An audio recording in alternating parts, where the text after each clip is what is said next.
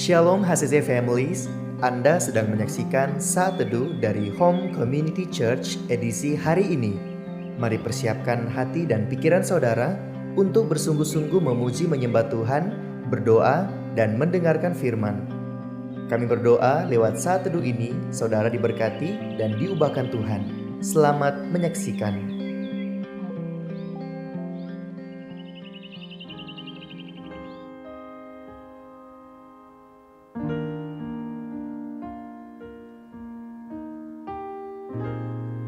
Bila engkau tak besertaku,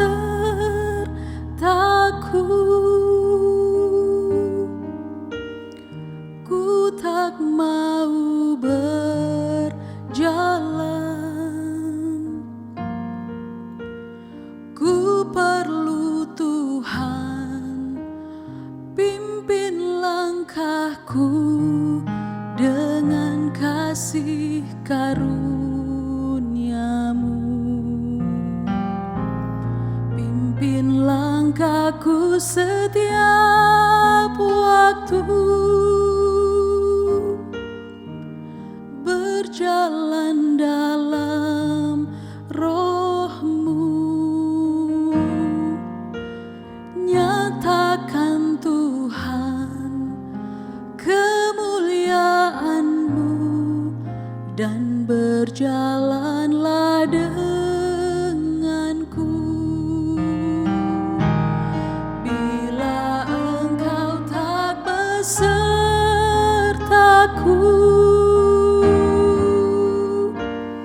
ku tak mau berjalan.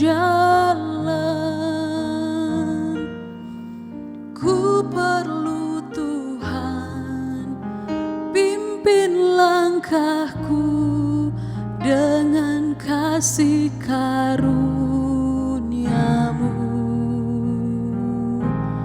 Pimpin langkahku setiap waktu, berjalan dalam Roh-Mu. Nyatakan Tuhan kemuliaan-Mu dan berjalanlah denganku. Bila engkau tak besertaku,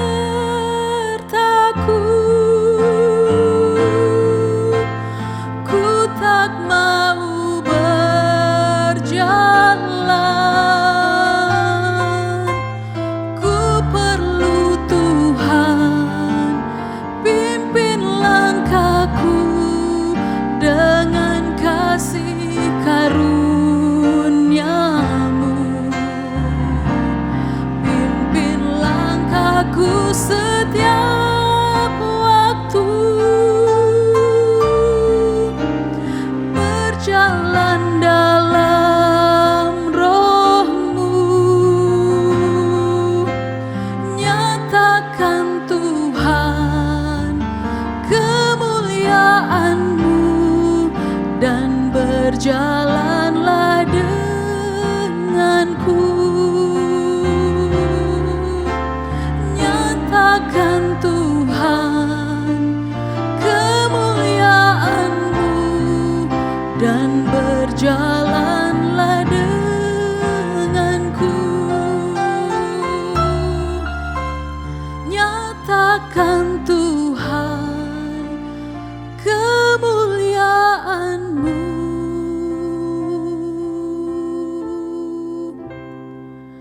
dan berjalanlah denganku.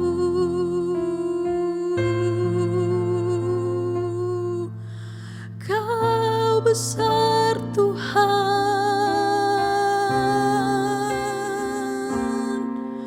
ku bersyukur Bapa. Ku naikkan syukurku Tuhan. Haleluya.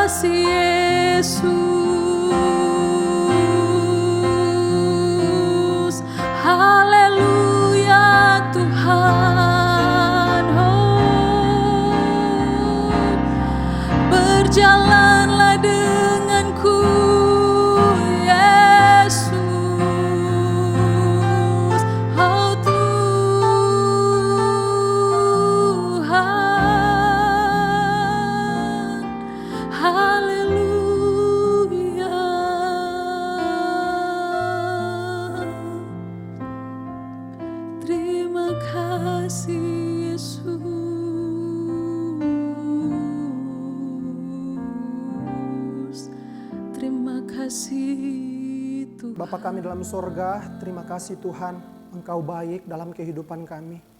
Kami bersyukur buat hari ini, pagi yang indah yang Tuhan berikan dalam kehidupan kami untuk kami nikmati berkat Tuhan. Sebelum kami menjalani hari kami mau melihat kebenaran firman Tuhan.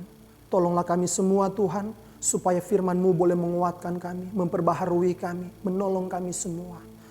Berkatilah firman-Mu di pagi hari ini. Di dalam nama Yesus Kristus Tuhan kami, hamba-Mu sudah berdoa. Amin. Shalom Bapak Ibu Saudara-saudari yang diberkati Tuhan. Kita bersyukur hari ini kita diberikan kesempatan oleh Tuhan untuk bisa menikmati hari yang baru. Dan khususnya untuk bisa bersaat teduh bersama-sama, merenungkan firman Tuhan bersama-sama.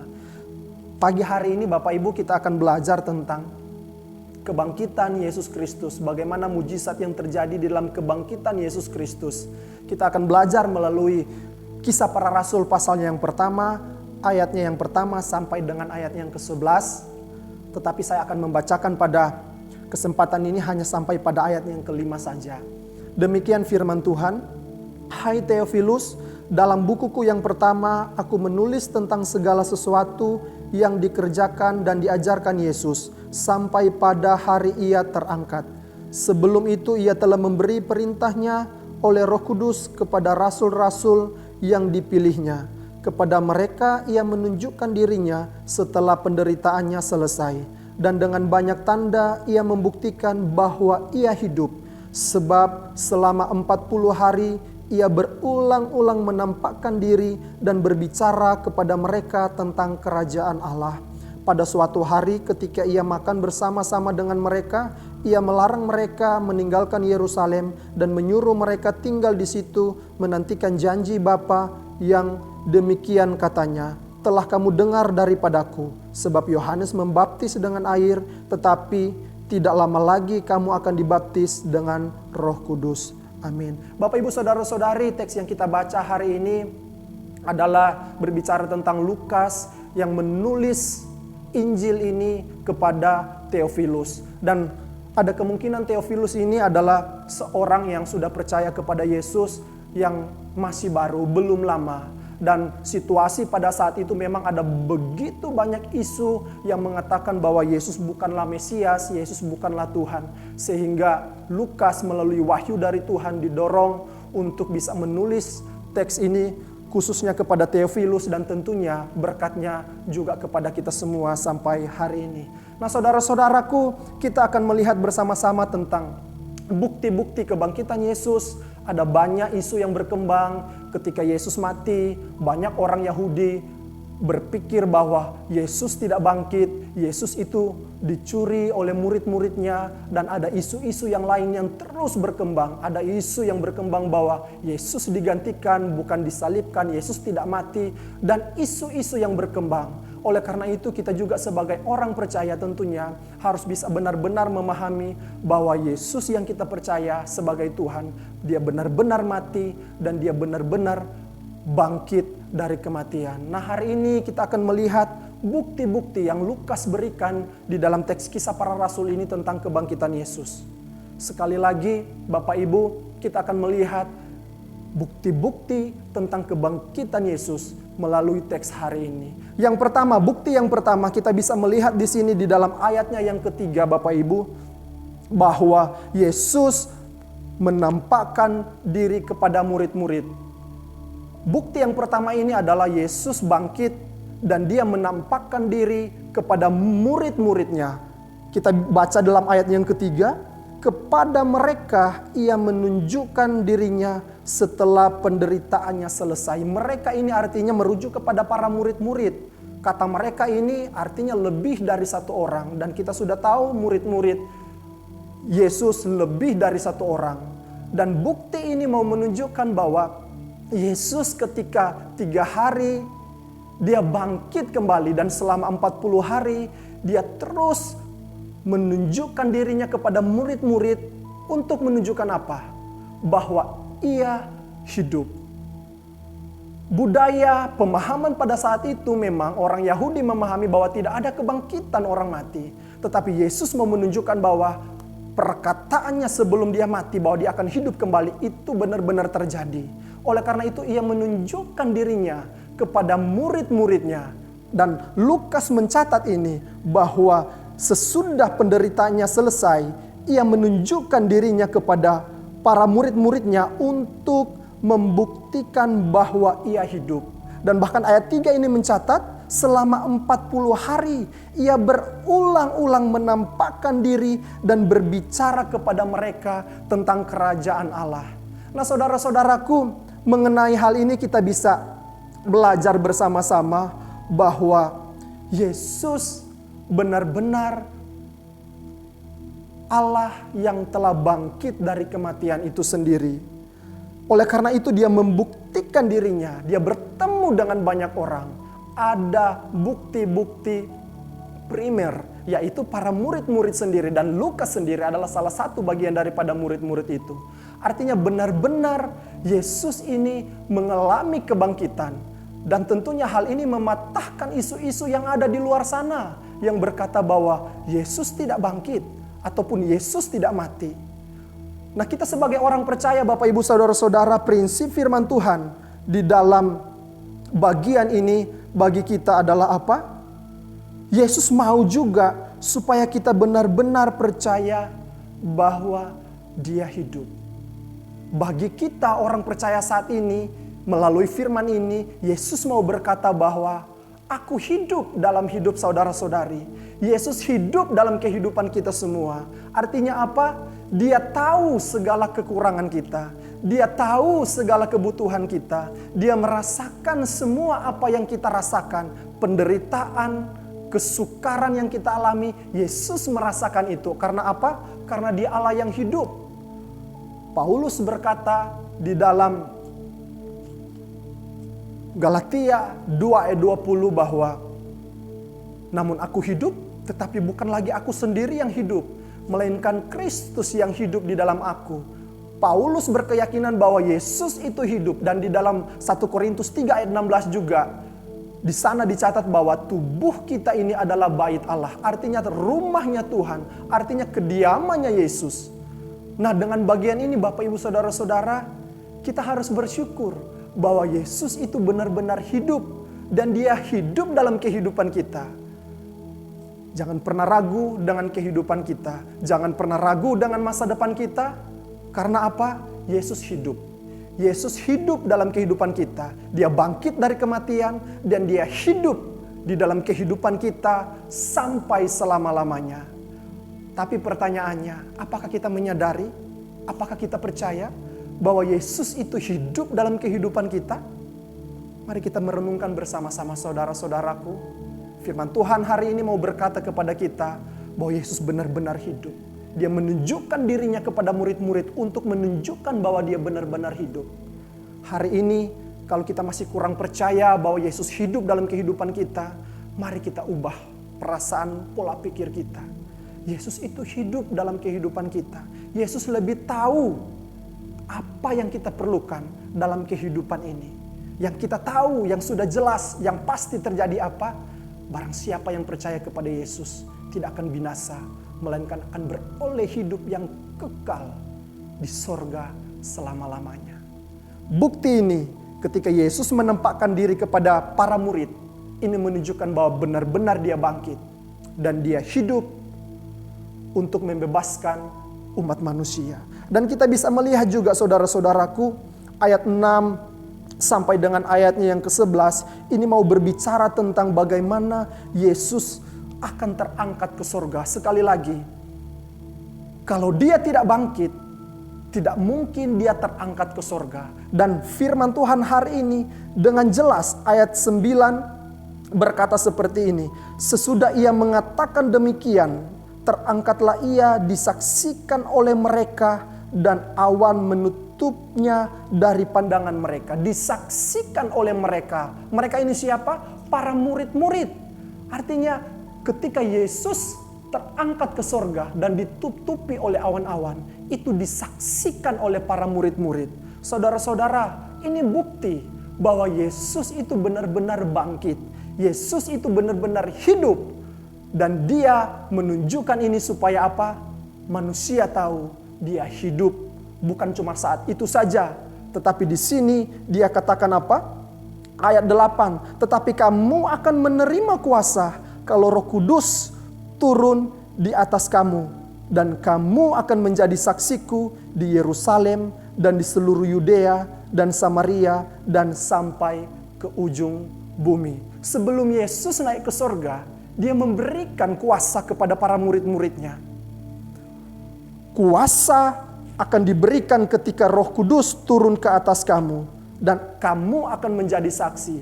Sebenarnya Yesus mau mengatakan di sini, sebelum aku naik ke sorga, aku memberikan kalian kuasa untuk menjadi saksi.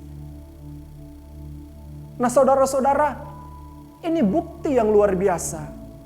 Ketika Yesus menampakkan diri kepada murid-murid, dia berbicara dengan mereka dan bahkan dia memberikan para murid-murid kuasa. Nah bagian ini juga, kita diberikan kuasa untuk menjadi saksi Tuhan di dunia ini. Mulai dari diri kita sendiri, kepada keluarga kita, komunitas kita, daerah kita, dan bahkan bagi bangsa kita, dan bahkan bagi seluruh dunia ini. Tuhan memberikan kita kuasa. Oleh karena itu saudara-saudara, kita harus bisa melihat di sini bahwa yang pertama mengenai firman Tuhan hari ini, Yesus benar-benar hidup. Apakah kita percaya bahwa dia hidup dalam diri kita, dia hidup dalam keluarga kita, dia hidup dalam komunitas kita, dia hidup dalam pergaulan kita, atau sebaliknya? Kita tidak percaya bahwa dia hidup dalam keluarga kita. Kita tidak percaya bahwa dia hidup dalam komunitas kita. Kita masih kurang percaya bahwa dia hidup dalam daerah kita. Kita harus melihat diri kita masing-masing. Dan yang kedua saudara-saudaraku, ketika Yesus naik ke sorga, dia memberikan kuasa kepada para murid untuk bisa menjadi saksi. Di sini apakah kita menyadari bahwa kita memiliki kuasa itu? Apakah kita menyadari kuasa itu menggerakkan kehidupan kita? Saudara-saudara, kita harus bisa memahami bagian ini. Kita harus tahu bahwa kita telah diberikan kuasa oleh Tuhan. Walaupun kita merasa saya tidak mampu untuk menjadi berkat, saya tidak mampu untuk melakukan ini, itu, dan hal-hal yang dituntut di dalam dunia ini. Tetapi kita perlu tahu, kita diberikan kuasa oleh Tuhan untuk bisa menjadi saksi Tuhan selama ada di dunia ini. Di tahun ini, bagaimana kita banyak bergumul tentang reach out, bagaimana kita bisa menjangkau yang ada di luar sana. Tentunya kita harus memahami bahwa kita telah diberikan kuasa oleh Tuhan untuk bisa menjadi saksi Tuhan. Dan kuasa yang diberi ini Tuhan yang beri. Artinya Tuhan yang memberikan kekuatan kepada kita semua. Bukan kita, tetapi Tuhan yang memberikan kekuatan. Mari kita semangat, mari kita tetap berjuang, mari kita tetap mengusahakan supaya kita bisa menjadi murid-murid yang setia di hadapan Tuhan. Kita meyakini bahwa Tuhan benar-benar hidup dalam kehidupan kita. Dan kita meyakini bahwa kuasa yang diberikan Tuhan itu benar-benar dinyatakan dalam kehidupan kita. Tuhan memberkati kita semua di sepanjang hari ini. Dan mari kita tetap semangat. Kita berdoa. Terima kasih Tuhan atas kebenaran firman Tuhan. Kami melihat bukti-bukti kebangkitan Yesus. Dan kami juga bisa belajar bagaimana Engkau mau berkata dalam kehidupan kami. Bahwa Engkau hidup dalam diri kami. Engkau hidup dalam keluarga kami. Engkau hidup dalam komunitas kami. Dan Engkau benar-benar hidup untuk memimpin kehidupan kami semua. Tolonglah kami Tuhan, supaya kami bisa percaya kepada Tuhan. Dan ketika Engkau memberikan kami kuasa untuk menjadi saksi, Tuhan mampukanlah kami. Terkadang kami meragukan kuasa Tuhan. Mampukanlah kami supaya kami benar-benar percaya dengan kuasa Tuhan. Kami serahkan kehidupan kami di sepanjang hari ini. Di dalam nama Yesus Kristus Tuhan kami. Kami sudah berdoa dan bersyukur. Amin. Tuhan memberkati kita semua. Shalom. Terima kasih Anda telah menyaksikan Saat Teduh dari Home Community Church. Jika saudara merasa diberkati dengan video ini, Mari bagikan video ini ke kerabat atau keluarga saudara, agar semakin banyak orang yang diberkati. Dan agar saudara tidak ketinggalan setiap video terbaru dari HCC, silakan tekan tombol subscribe dan nyalakan notifikasi. Sampai ketemu di video berikutnya. Tuhan Yesus memberkati.